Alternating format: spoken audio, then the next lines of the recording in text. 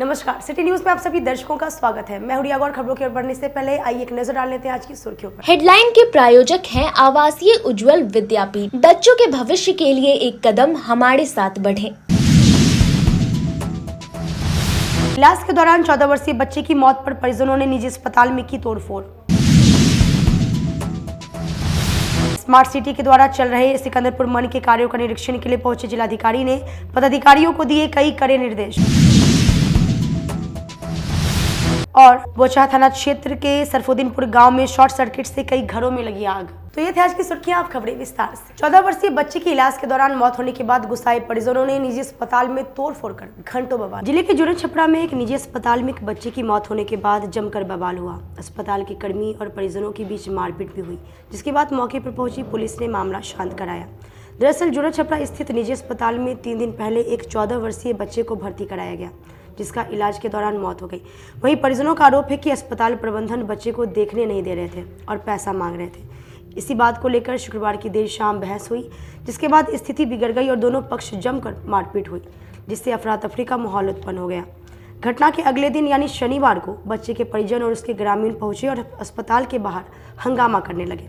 उधर अस्पताल के कर्मी भी मारपीट पर उतारू थे। दोनों पक्ष में जमकर मारपीट हुई, जिससे अफरा तफरी का माहौल बन गया। हालांकि मौके पर स्थानीय ब्रह्मपुरा थाना की पुलिस पहुंची, वहीं सिटी एएसपी भानु प्रताप सिंह पहुंचे और दोनों पक्षों को शांत कराया। फिलहाल बच्चे के शव को परिजनों को सौंप दिया गया है। तो मोबाइल छीन लिया, मोबाइल छीनने के बाद पैसा छीन लिया। केजरीवाल में ये हॉस्पिटल 10 गो दलाल के रखा हुआ है और इस रोड में बउआते रहता है। जितना परसेंट आता है उसको पुला के 2% पर ले जाता है और उसका दिखाता है। इस सब दलाल के चक्कर में ये हॉस्पिटल 20 को दलाल रखा हुआ है और जितने परसेंट आता है उस परसेंट से मिल के और ले जाता है उसको 2%। और पूरे मुजफ्फरपुर से 150 बाउंसर फुलार वाला मंगवा के और हॉस्पिटल में रखा हुआ है। और हम लोग के साथ कैसे मारपीट किया है देख सकते हैं, खून के छाप। और थाना को जब कल आवेदन देने गए थे, थाना आवेदन नहीं लिया क्योंकि थाना पैसा लेके मैनेज हो चुका है। और साजिश के तहत थाना के अभी जो दलाल थे ऊपर है कि डंडा चार्ज किया है और 1,22,000 ले चुका है। मेरा बॉडी नहीं दे रहा है। मेरा बच्चा 14 साल के है और बच्चा मर गया, 3 दिन से मिलने नहीं दे रहा है। और 1:27 पर मैसेज किया कि आपका बच्चा मर गया। हाँ, विधि व्यवस्था का समस्या उत्पन्न हुआ था। ये मामला ब्रह्मपुरा थाना के क्षेत्र के अंतर्गत आता है और जैसे ही सूचना मिली थी पुलिस त्वरित रूप से यहाँ पहुँच गई थी। अभी इश्यू को सॉर्ट आउट कर दिया गया है। दोनों पक्ष आपस में उन्होंने समझौता कर लिया है और वो सॉर्ट आउट करके चले गए हैं। डेड बॉडी को वापस ले गए। मामला क्या था? मामला ये था कि एक पेशेंट जहाँ उन्होंने एक बच्चे को एडमिट कराया था, उनकी शिकायत ये थी कि हमारे जो बच्चा है उसकी डेथ हो गई है और उसके बारे में हमें सूचना नहीं दी गई है और साथ ही साथ हमसे पैसा मांगा जा रहा है। वहीं हॉस्पिटल पक्ष का यह कहना था कि ऐसा कुछ नहीं है, हमने सिर्फ इनसे कुछ राशि ली है, बाकी का जो पेंडिंग है वो बचा हुआ है। तो उसी को लेकर दोनों पक्षों में गहमा-गहमी हुई थी। तोड़-फोड़ भी हुआ? हाँ, थोड़ा बहुत तोड़-फोड़ का भी यहाँ पे हुआ है, इसकी भी पुष्टि हो रही है जो देखने से लग रहा है। अभी मामला बिल्कुल शांत है। अस्पताल प्रबंधन पर भी मारपीट का आरोप लगाया गया। मारपीट जब दोनों में आपस में हुई है तो दोनों में हुई है आपस में। ऐसा तो नहीं है कि एक पक्ष ने की है, दोनों पक्षों ने की है उसको। हाँ, शांतिपूर्ण है। दोनों को हमने बॉन्ड भरवा लिया गया है दोनों से और अगर भविष्य में कोई कार्रवाई होती है तो फिर उसमें FIR होगी और जेल भेजा जाएगा। सिकंदरपुर मन में स्मार्ट सिटी द्वारा किए जा रहे निर्माण कार्य का औचक निरीक्षण के लिए पहुंचे जिलाधिकारी ने पदाधिकारी को दिए कई जरूरी निर्देश। आज जिले के जिलाधिकारी सुब्रत कुमार सेन ने सिकंदरपुर में हो रहे झील के सौंदर्यीकरण का जायजा अधिकारियों के साथ लिया। मौके पर जिलाधिकारी के साथ नगर आयुक्त समेत कई अधिकारी मौजूद रहे। स्मार्ट सिटी मिशन के तहत 56 एकड़ में फैले सिकंदरपुर मन को पिकनिक स्थल के रूप में विकसित किया जा रहा है। मनोरंजन के साथ साथ स्वास्थ्य लाभ के लिए शहरवासी यहां सुबह शाम आ सकेंगे। मन के विकास के लिए इस बार 1,42,00,000 का DPR तैयार कर लिया गया है। इससे पूर्व भी स्मार्ट सिटी मिशन के तहत 2,82,00,000 की योजना का DPR बनाया था, लेकिन उसे स्वीकृति नहीं मिली थी। इस बार 100 करोड़ रुपए कम का DPR तैयार किया गया है। तैयार DPR के अनुसार यहां टहलने के लिए जागर्स पाथ, फिटनेस पार्क एवं योग पार्क का निर्माण होगा। मन के चारों तरफ साइकिल ट्रैक निर्माण होगा। मनोरंजन के लिए म्यूजिकल फाउंटेन बनेंगे। यहाँ आने वाले लजीज व्यंजनों का लुत्फ उठा सकेंगे। इसके लिए यहाँ फूड कोर्ट का निर्माण होगा। मन के चारों तरफ स्टेप गार्डन, सेकुलर प्लाजा एवं फूड क्यूज, community club, iconic structure, children park का भी निर्माण होगा। मन के बगल में आधुनिक धोबी घाट का निर्माण होगा ताकि मन का पानी गंदा नहीं हो सके। मन के किनारे वाटर ट्रीटमेंट प्लांट होगा ताकि गंदा पानी का उपचार कर मन में डाला जा सके। जल्द ही तैयार डीपीआर को स्वीकृति के लिए डायरेक्टर्स की बैठक में रखा जाएगा। इसमें स्मार्ट सिटी के तहत काम हो रहा है और अब और तेज़ी से इसमें काम कराया जाना है। नगर आयुक्त साहब इसको पर्सनली मॉनिटर कर रहे हैं। इसमें कुछ ज़मीन को लेकर के जो समस्याएं आ रही हैं, कुछ रैयतों ने विभिन्न न्यायालयों में वाद दायर किया है, उसका भी हम लोग निराकरण कराने हेतु जो हम लोग के स्तर से उस पर प्रयास किया जाना है तो वो भी हम लोग करा रहे हैं। एक मामले में जांच कमेटी भी एडीएम की अध्यक्षता में बनी है और हम लोगों का प्रयास रहेगा कि जो ये खूबसूरत इसका प्लान बना है उसको हूबहू हम लोग धरातल पे उतार सकें और आगे आने वाले 5 से 6 महीने में हम लोगों का प्रयास रहेगा कि बहुत अच्छा रिवर फ्रंट और मरीन ड्राइव की तर्ज पर बहुत सुंदर सुविधा जो है वो लोगों को मिलेगी। इसके लिए हम लोग लगातार प्रयासरत हैं और लोगों से भी मेरी अपील होगी कि इसमें सहयोग करें, अनावश्यक कहीं किसी काम को न रोकें और जो कोर्ट केसेस हैं उनके भी त्वरित डिस्पोजल के लिए हम लोग अपने स्तर से प्रयास करें। 27 मार्च का इसमें तो समय चूँकि बढ़ेगा, क्योंकि आप देख रहे हैं कि जैसे गौशाला की ज़मीन को लेकर के विवाद है, एक रैयती ज़मीन पे भी निजी व्यक्ति का दावा है, तो सारे चीज़ को जो है देखना है और काम भी हम लोगों को तेज़ी से संपन्न कराना है, तो समय तो इसमें भी लगेगा। मेरे ख्याल से अभी 4-5 महीना इसमें निश्चित रूप से जो है अतिरिक्त समय।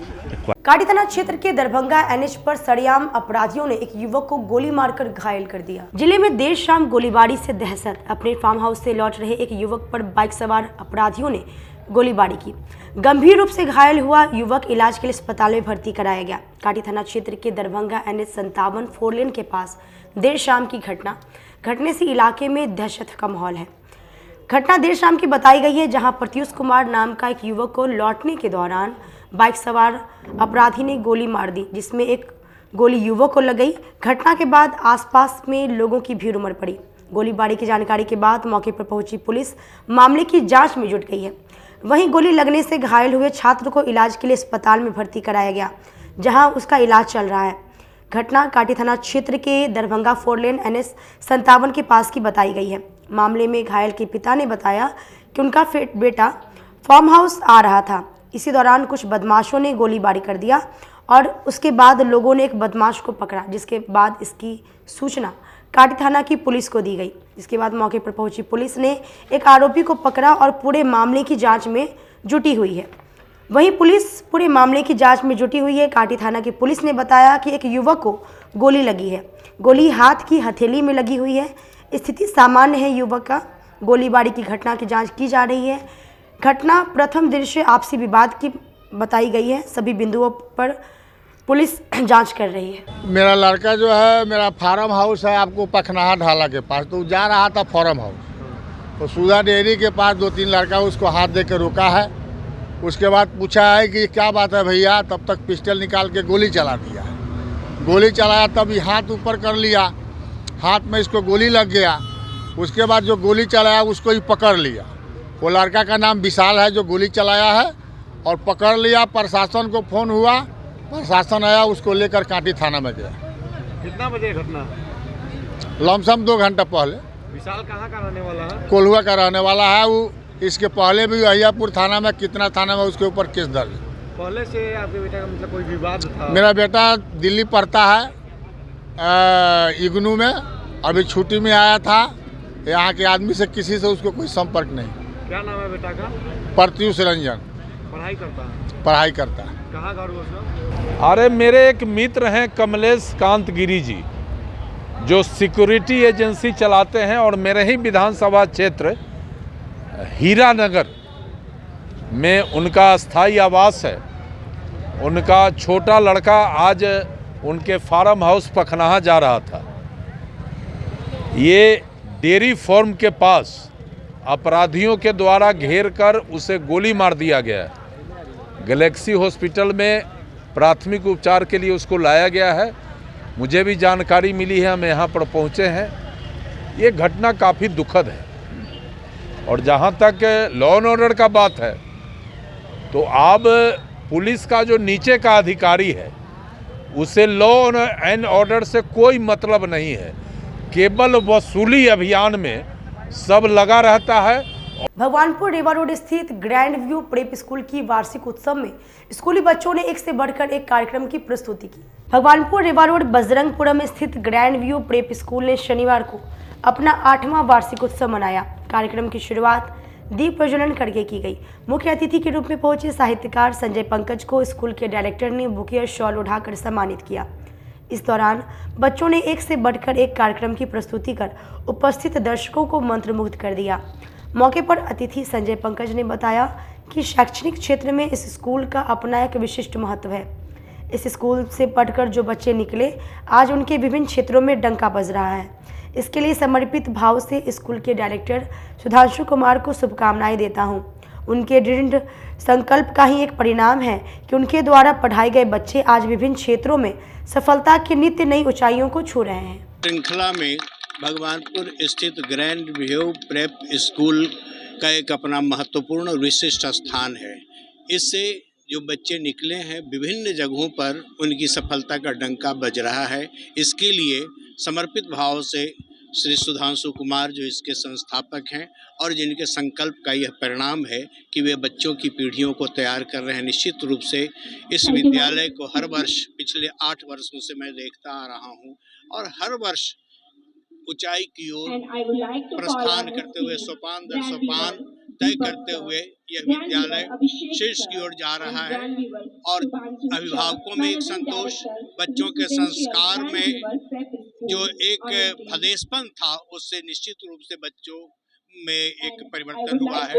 इसलिए इस विद्यालय के भविष्य के प्रति पूरी शुभकामनाएं व्यक्त करते हुए जितनी खामोशी के साथ शांति के साथ काम कर रहे हैं, झूठी शान के परिंदे ही ज्यादा फड़फड़ाते हैं, बाज की उड़ान में कभी आवाज नहीं होती। तो ये बिल्कुल बाज की उड़ान। ग्रैंड व्यू प्रेप स्कूल निरंतर शिखर की ओर बढ़ रहा है और सुधांशु कुमार, अभिभावक, शिक्षकगण और पूरे शुभचिंतकों को बहुत बहुत शुभकामनाएं कि आप ऐसे ही और आगे जाते रहिए। सेनानी करो प्रयाण भय भावी इतिहास तुम्हारा है, ये नखत तमा के बुझते हैं सारा आकाश तुम्हारा है। संकल्प के साथ किए गए कार्य में सफलता और सिद्धि मिलती ही मिलती है। फिर से हम उम्मीद करते हैं कि शहर से लेकर गांव तक एक साथ आयुष्मान कार्ड के लिए विशेष कैंप लगाया गया, जहां आम लोगों की भीड़ उमड़ी। जिले में आज 2 मार्च से आयुष्मान कार्ड बनाने हेतु विशेष अभियान चलाया जा रहा है, जिसमें आयुष्मान भारत, प्रधानमंत्री जन आरोग्य योजना और मुख्यमंत्री जन आरोग्य योजना के तहत लाभार्थी निःशुल्क आयुष्मान कार्ड बनवाने के लिए नजदीकी जन वितरण प्रणाली की दुकान या कॉमन सर्विस सेंटर से संपर्क करें। आइए जानते हैं आयुष्मान कार्ड के फायदे। दरअसल भारत योजना के अंतर्गत पहले कुछ लोगों के आयुष्मान कार्ड बनते हैं। इसके बाद आधार कार्ड धारक अपना 5 लाख रुपए तक का मुफ्त इलाज करवा सकते हैं। इसका पूरा खर्च सरकार उठाती है और मरीज को 1 रुपया भी नहीं देना होता। मौके पर ACMO सतीश कुमार ने बताया कि आज से इस योजना की शुरुआत की गई है। हमारा लक्ष्य था कि आज 20,000 लोगों का कार्ड बनाया जाए, मगर उम्मीद से बढ़कर 1 बजे तक 22,000 लोगों का कार्ड बनाया गया। ACMO ने बताया कि शाम तक ये आंकड़ा 30,000 पहुंचने की उम्मीद है। हाँ, सब ये प्रयास से ही शुरू हुआ है। सफलतापूर्वक इस कार्य को किया जा रहा है। लोगों के सहयोग से सब लोग बढ़ चढ़ के हिस्सा इसमें ले रहे हैं। अभी जो हम लोगों का 20,800 का टारगेट जो था उससे हम लोग ऊपर जा रहे हैं। लगभग 1 बजे तक का जो हमारे पास है लगभग 22,000 के आसपास हो चुका है। धीरे धीरे ये बढ़ता ही जा रहा है। हमको उम्मीद है कि 30,000 के आसपास आज हम लोग पहुंचेंगे। कल और बेहतर प्रयास की कोशिश होगी। बोचहा थाना क्षेत्र के सरफुद्दीनपुर गांव में शॉर्ट सर्किट से अचानक कई घरों में आग लग गई, लाखों की क्षति हुई। जिले के बोचहा प्रखंड अंतर्गत सरफुद्दीनपुर पंचायत के पीरकपुर गांव में रात्रि 2 बजे करीब अचानक से घरों में आग लग गई, जिसमें घर में रखे जेवरात सामान सहित कैश जलकर पूरी तरीके से राख हो गए। दरअसल घर वालों का कहना है कि आग शॉर्ट सर्किट की वजह से लगी थी। रात्रि के समय सोने की अवस्था में आवाज सुनाई दी, जिसके बाद आग की लपेट बहुत तेज हो गई और हम लोग घर से बाहर निकले। तब तक आग और तेजी से फैल गई। घर में रखे 2 सिलेंडर भी आग की चपेट में आ गए, जिससे आग तेजी से फैलने लगी। फोन करने पर फायर ब्रिगेड की गाड़ी आई और आग पर काबू पाया गया। सोते हुए थे, 1 बजे के करीब 1 बज रहा था। 1 बजे का घटना है। बिजली जो है से शॉर्ट मारा। शॉर्ट मारने के बाद जो है से व्यक्ति उठ के जब देखने के लगा कि आग लग गया, पूरा एकदम लहरने लगा। जब तक आदमी जुटे तब तक पूरा घर लहर के दम राख हो गया। सरकार से यह लाभ है कि गरीब आदमी है, कमाते तो खाते हैं, नहीं कमाते तो घर का चूल्हा नहीं जलता है। सरकार से इतने निर्भर है कि मुआवजा इनका मिलना चाहिए। एकदम सिलेंडर फटा है, 2 सिलेंडर फट गया है और पूरा फट उठ गया। पूरा सब सामान कुछ भी नहीं बचा। जो देह पर कपड़ा लेके जो 2 व्यक्ति निकला, वह 2 व्यक्ति का कपड़ा शरीर का है, बाकी सब पूरा एकदम सब जल के राख हो गया। यहाँ के वर्तमान विधायक क्या कहेंगे? मैं तो इतने निवेदन करेंगे कि हमारा सर आके देखिए, ये सब हमको मुआवजा दिवाइए। इतने हमको सरकार से दुआ। सुतल रहली नींद में, चरचरायल लाइन तो कही लाइन कला चरचराई आते थे में आग धर लेलक, लहरे लगलक। ई कल्ली ताला खोलली, जाले खोली ताले लहर गेल, कुछो घींचे न पैली, सब संपत्ति सब जर गेलक।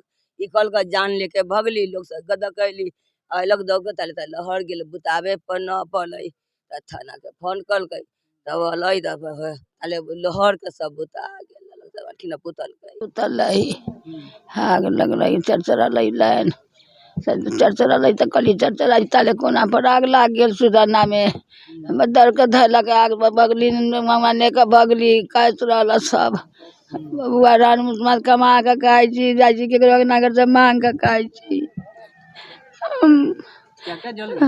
जर गया 2 पैसा मांग चांग कर रखलिए, 3-4 हजार रुपया रहला, 2 थान जेवर रहलो, बस और कुछ रहतो।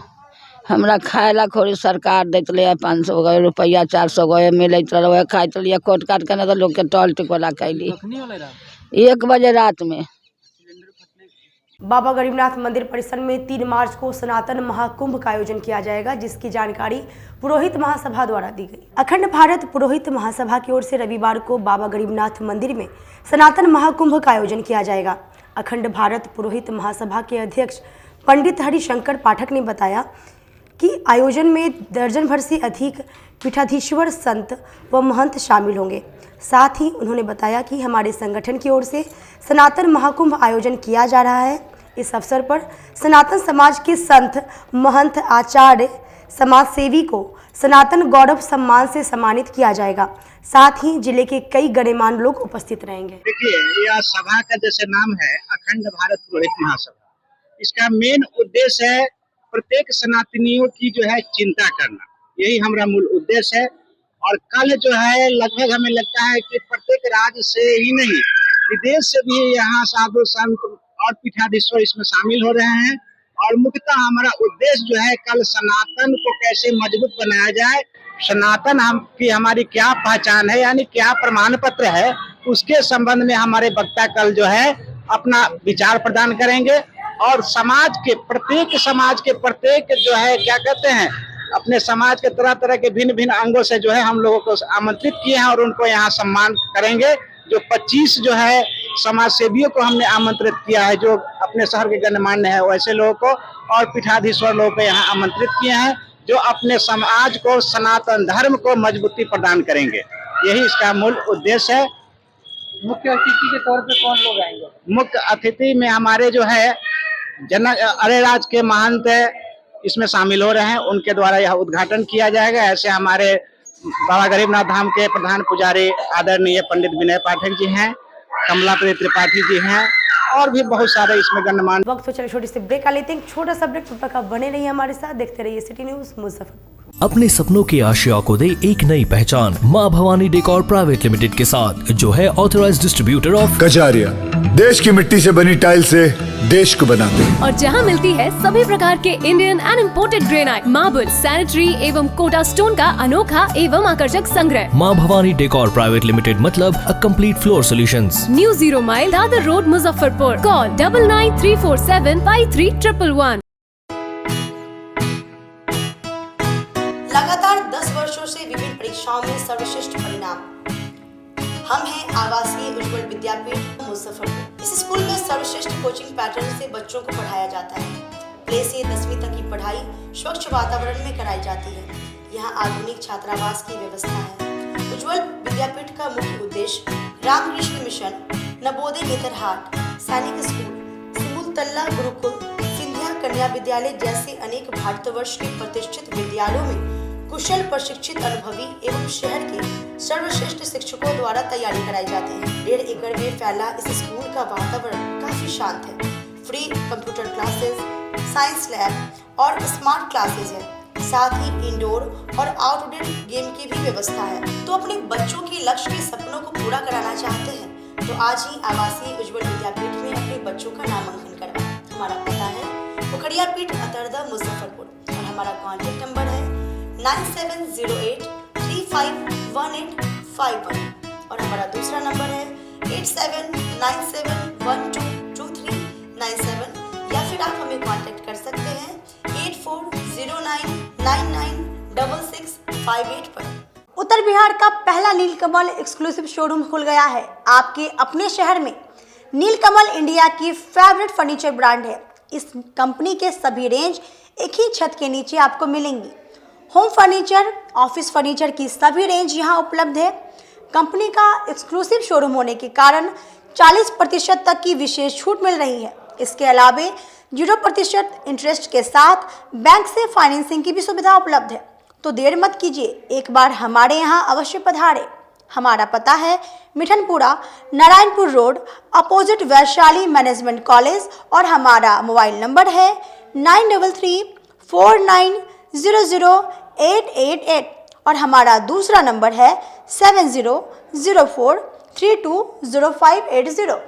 यूए एसोसिएट नीलकमल का फर्नीचर शोरूम नारायणपुर से हट करके मिठनपुरा चौक के समीप क्लब रोड में हम लोगों ने अभी स्थापित किया है, जहां आपको होम फर्नीचर के, ऑफिस फर्नीचर के विस्तृत रेंज देखने को भव्य रूप से मिलेंगे। और हमारे पास मैट्रेस की भी एक बहुत अच्छी रेंज उपलब्ध है और साथ ही साथ हमारा लगन का भी काफ़ी भारी डिस्काउंट ऑफर चल रहा है, जिसमें 40% तक की छूट दी जा रही है।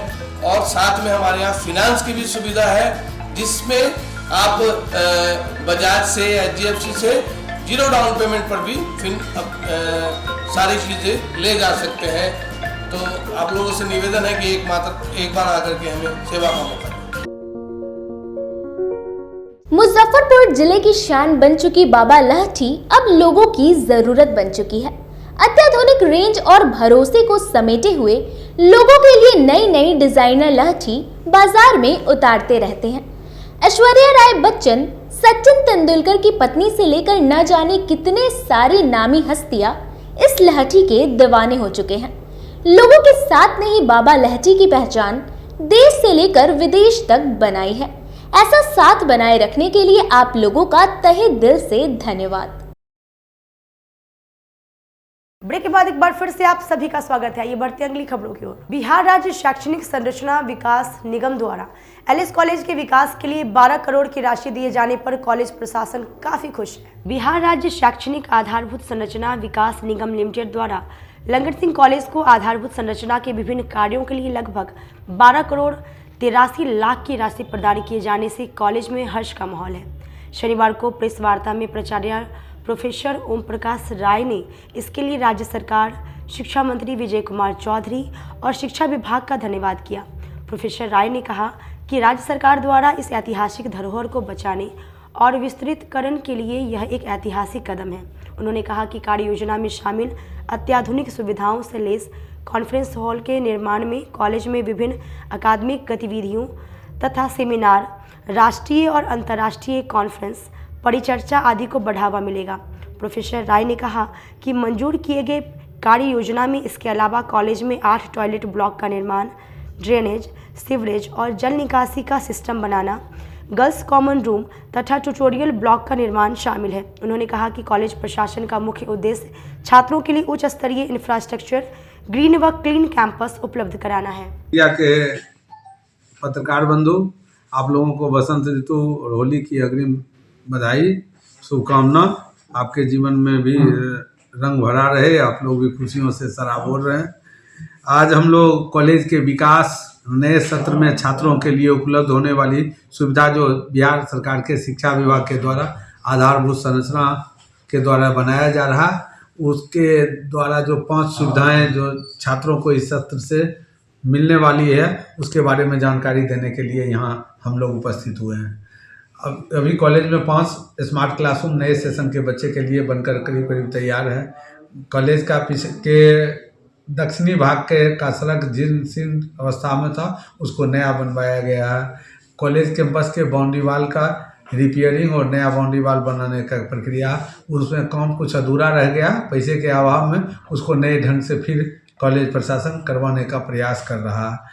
छत से जो पानी का रिसाव हो रहा था, उसकी भी व्यवस्था की गई है, जो छत से पानी न रिसे, क्योंकि ये पुराना 100 साल पुराना बिल्डिंग है, इसको बचाने संरक्षित करने के लिए पीपी कराया जा रहा है। सब आधारभूत संरचना के सहयोग से ये सब कार्य बिहार सरकार के द्वारा कराया जा रहा है। वो उसके बाहर के कॉन्ट्रैक्टर हैं, वो बना रहे हैं। इंजीनियर के द्वारा हम लोग चाह रहे हैं गुणवत्तापूर्ण कार्य हो, ये पूरे कैंपस में कोई कहीं लॉ एंड ऑर्डर का प्रॉब्लम नहीं हो, किसी बच्चे।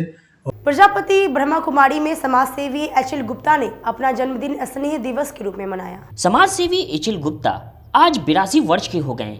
इस उपलक्ष्य में शनिवार को आमगोला स्थित सुख शांति भवन में उनके जन्मदिन को स्नेह दिवस के रूप में मनाया गया। इस दौरान वहां उपस्थित लोगों ने उन्हें उपहार देकर व शाल ओढ़ाकर सम्मानित किया। मौके पर साहित्यकार संजय पंकज ने कहा कि आत्मीय समाज सेवी और स्नेह दिल व्यक्तित्व के धनी एच.एल. गुप्ता आज 82 वर्ष के हो गए। उसके बावजूद उनकी ताजगी, उनका सकारात्मक चिंतन ये साबित होने नहीं देता कि 82 वर्ष के हो गए। वे सामाजिक कार्य से आज भी ऊर्जावान हैं। ऐसे एच.एल. गुप्ता का जन्मदिन आज हम लोगों ने स्नेह दिवस के रूप में मनाया है और उन्हें शुभकामना देने के लिए शहर के तमाम समाज सेवी और बुद्धिजीवी वर्ग के लोग इस स्नेह दिवस में शामिल हुए हैं। आत्मीय समाज सेवी और स्नेहिल व्यक्तित्व सबको स्नेह बंधन में बांधकर ले चलने वाले ऊर्जावान व्यक्तित्व श्री एच.एल. गुप्ता जी, जो आज 82 वर्ष के हो गए, लेकिन उनकी ताजगी, उनका सकारात्मक चिंतन ये साबित नहीं होने देता कि वे 82 वर्ष के हैं, क्योंकि वे कार्य से, गतिविधियों से पूरे ऊर्जास्वित हैं। ऐसे ही श्री एच.एल. गुप्ता जी का आज जन्मदिन स्नेह दिवस के रूप में, स्नेह उत्सव के रूप में आयोजित हैं और प्रजापिता ब्रह्मा कुमारी ईश्वरीय विश्वविद्यालय के इस साधना कक्ष में उन्हें शुभकामना देने के लिए मुजफ्फरपुर के बुद्धिजीवी, मुजफ्फरपुर के श्रेष्ठ जन, चाहे वे अध्यात्म से जुड़े हों, साहित्य से, संस्कृति से, समाज सेवा से जुड़े हों, चिकित्सा क्षेत्र से हों। बिहार में जमीन खरीद बिक्री में नियम बदलाव के बाद जमीन की रजिस्ट्री में भारी गिरावट आई है। देखिए रिपोर्ट। बिहार में जमीन विवाद के बढ़ते मामले के निपटारे के लिए जमीन बेचने के नियमों में बदलाव किए जाने की वजह से जमीन की रजिस्ट्री में गिरावट आई है। नए नियम के मुताबिक दस्तावेजों में जिनके नाम से जमाबंदी होगी, उन्हीं को जमीन रजिस्ट्री का अधिकार होगा। नियम बदलाव के बाद शुक्रवार को जिला निबंधन कार्यालय में इसका असर देखने को मिला। जमीन रजिस्ट्री के लिए डीड जमा करने वालों की संख्या में 50% तक की गिरावट दर्ज की गई। निबंधन कार्यालय में गिने चुने डीड की ही रजिस्ट्री हो सकी। इस आदेश का असर लंबा होने की संभावना है। सरकार के राजस्व पर भी इसका असर पड़ेगा, लेकिन जमीन विवाद के मामले अब काफ़ी हद तक घट जाएंगे। साथ ही भू माफिया के धंधे पर गहरी चोट पड़ेगी। जिला अवर निबंधक मनीष कुमार ने बताया कि नए नियम के आने के बाद जमीन का निबंधन लगभग 60% घट गया है। अब रजिस्ट्री के वक्त जमीन की बिक्री करने वाले व्यक्ति के नाम से जमाबंदी होने का प्रमाण देना होगा। विक्रेता के नाम पर जमाबंदी नहीं होने की स्थिति में जमीन की रजिस्ट्री नहीं हो पाएगी। जमाबंदी नियमावली के लागू होने जाने से अब जमीन विवाद स्वतः कम होने लगेंगे। इसका असर कुछ दिनों में साफ देखने को मिलेगा। इसके पहले पिता, बाबा, दादा के नाम पर दर्ज जमाबंदी की जमीन में अपना हिस्सा बताकर बेरोक टोक जमीन की बिक्री कर दी जाती थी। मारपीट और हत्या जैसे अपराध की भी बड़ी वजह यही थी। भू माफिया अब कमर टूट जाएगी। जमीन रजिस्ट्री में नए जमाबंदी नियमावली लागू हो जाने के बाद भू माफिया की कमर अब टूट जाएगी। पहले भूमाफिया की शहर या बाजार के जिस कीमती भूखंड पर नजर लग जाती थी, उस परिवार के किसी एक सदस्य को लालच देकर अपना कब्जा जमा लेते थे। असली मालिक कोर्ट कचहरी में फंसकर रह जाता था या अपराधियों के डर से अपना हक छोड़ देता था। विभाग द्वारा पूर्व में ही एक एक्ट आया था जिसमें ये था कि जिसकी जमाबंदी होगी वही बेच सकेगा। इस बीच में हाई कोर्ट के द्वारा उस पर स्टे ऑर्डर था। अंतिम हाई कोर्ट के द्वारा स्टे ऑर्डर हटाने के बाद 22 फरवरी को एक पत्र आया जिसमें ये नियम पुनः लागू हो गया है कि जिसके नाम से जमाबंदी होगी वही बेच सकता है। तो जमाबंदी अद्यतन नहीं होने के कारण लोगों का ये संख्या काफ़ी घट गई है। कितना घट गया है सर? लगभग 50%, 40 to 50% ही अब रजिस्ट्री हो पा रही है जो पहले होती है। आज के लिए बस इतना ही। कल फिर मिलेंगे कुछ नई खबरों के साथ। तब तक आप मुझे और मेरी पूरी न्यूज़ टीम को दीजिए इजाजत। नमस्कार।